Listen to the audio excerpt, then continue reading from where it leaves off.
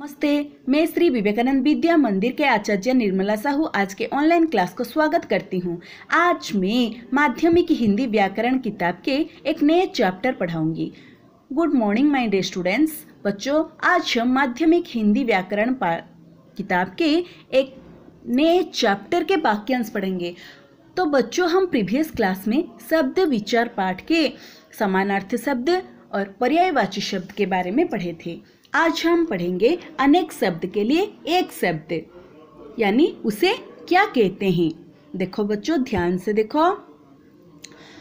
अनेक शब्द में एक शब्द। देखो, पहले जन्म लेने वाला अग्रज, जिसके समान कोई दूसरा न हो, उसे कहते हैं अद्वितीय। जिसे टाला न जा सके, उसे कहते हैं अनिवार्य। जो पढ़ा लिखा न हो, उसे कहते हैं अनपढ़। जिसके माता पिता न हो, अनाथ। पीछे या बाद में जन्म लेने वाला, अनुज। जिसके उपमा न हो, अनुपम। जो कभी नहीं मरता, अमर। जिसका वर्णन न किया जा सके, अवर्णनीय। जो अवश्य हो, अवश्य भावी। जिसका विश्वास न किया जा सके, अविश्वसनीय। जो ईश्वर को मानता हो, उसे आस्तिक। जो बाद में पाने का अधिकारी बने, उत्तराधिकारी। तो बच्चों देखो, जो काम से जी चुराता हो, उसे काम चोर कहते हैं। जो किए गए उपकार को माने, उसे कहते हैं कृतज्ञ। जो किए गए उपकार को न माने, उसे कहते हैं कृतघ्न। गुप्त रखने योग्य, गोपनीय। घर से संबंधित, घरेलू। जिसी से दूसरे की निंदा करने वाला, निंदक। तो बच्चों, ऐसे ही बहुत सारे शब्द हैं, हम उसे ध्यान से सुनेंगे। सुनो बच्चों। अत्यंत लोभ करने वाला, ललूप। अर्ध खिला फूल, उसे कहते हैं कली। कविता करने वाले स्त्री, कवयित्री। अपने द्वारा लिखी गई अपनी कहानी, आत्मकथा। एक देश से दूसरे देश में माल भेजना, उसे कहते हैं निर्यात। जब तक जीवन रहेगा, उसे कहते हैं आजीवन। जिस पुरुष की पत्नी मर गई हो, उसे कहते हैं विधुर।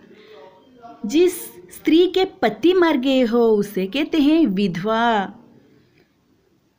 जो स्त्री की संतान नहीं, उसे कहते हैं बंध्या।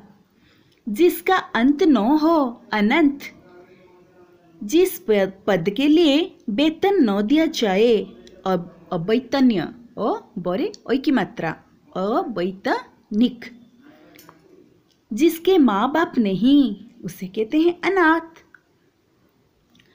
जिसका वर्णन हो सके, अवर्णनीय। जिसका वर्णन न हो सके, उसे कहते हैं अवर्णनीय। जिसका वर्णन हो सके, उसे कहते हैं वर्णनीय। याद रखो। जो कभी बूढ़ा न हो, अजर। तो जिसके आने की कोई निश्चित तिथि नहीं, उसे कहते हैं अतिथि। जिसके समान कोई दूसरा न हो, अद्वितीय। जिसके दो ही दांत हो, उसके कहते हैं द्विरथ, है ना। जिसके दोनों पैर बेकार हो, उसे कहते हैं पंगु।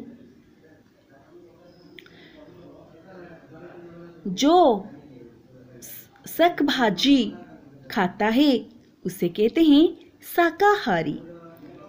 जो किसी का पक्ष न करे, निष्पक्ष। तो बच्चों, और भी बहुत कुछ है, हम उसे याद करते हैं। जिसका नाम प्रातः स्मरण करने योग्य हो उसे कहते हैं प्रातः स्मरणीय। विष्णु को पूजा करने वाला वैष्णव। दूसरे की बात को सह्य करने वाला सहिष्णु। जो जानने की इच्छा रखता है उसे कहते हैं जिज्ञासु। बच्चों याद रखो, जो जानने की इच्छा रखता है उसे जिज्ञासु कहते हैं। जिसका सुंदर ग्रीवा हो उसे कहते हैं सुग्रीव। जिसने मृत्यु पर विजय पाती हो उसे कहते हैं मृत्युंजय। जो अपना ऋण न अदा कर सके उसे कहते हैं दिवालिया। तो बच्चों, जिसे ईश्वर में विश्वास हो उसे कहते हैं आस्तिक। जिसमें ईश्वर पर विश्वास नहीं हो उसे कहते हैं नास्तिक। केवल बाहरी तड़क भड़क या दिखाया करे उसे कहते हैं आडंबर।